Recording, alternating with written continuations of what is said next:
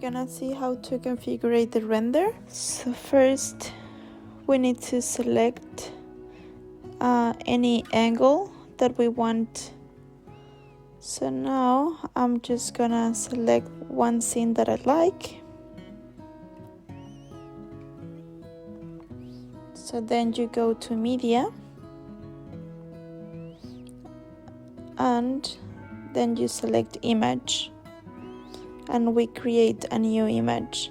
So now we have some of them pre-selected images. So now we're gonna create our image. So now we're gonna edit it. So this is the image on how it's gonna look, the render. So this is the scene for the render. We go to render, and then in GI it's gonna show us the previous configurations. The only thing that we're gonna change is the camera. We're gonna change the distance. We can do it with the distance, or with this square we can zoom on the objects. So now we can see how the distance change.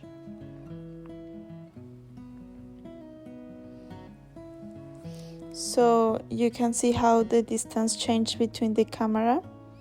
The aperture, we can see how the camera creates profundity on the image. We can see how it creates the aperture, and then book shape creates like a close book shape. So we can just leave it how it is, and we activate the parallelism in this view. We rotate the image a little bit just to see how it's looking.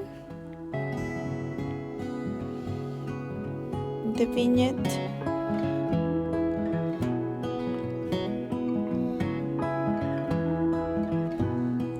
It also creates some shadows. Effects, we can add some filters. As you can see, we can have different type of filters, but I think it's good without the filters. And we can change the saturation, decrease the saturation or increase the saturation. I think that now looks more real, and with the contrast we can add a little bit more contrast to make it more realistic. And then we activate the visual reflex. The format, we leave it how it is, and the other things were previous configured. We also can change the exposure to the sun. I think that now it's looking good, and we can change the sun intensity to have more sunlight or less.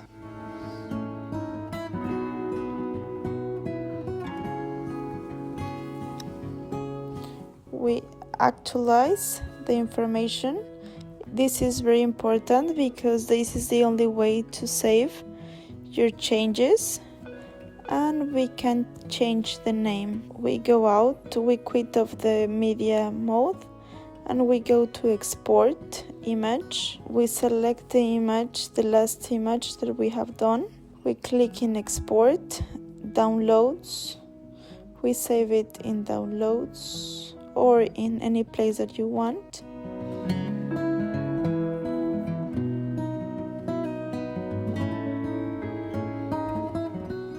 We click on save.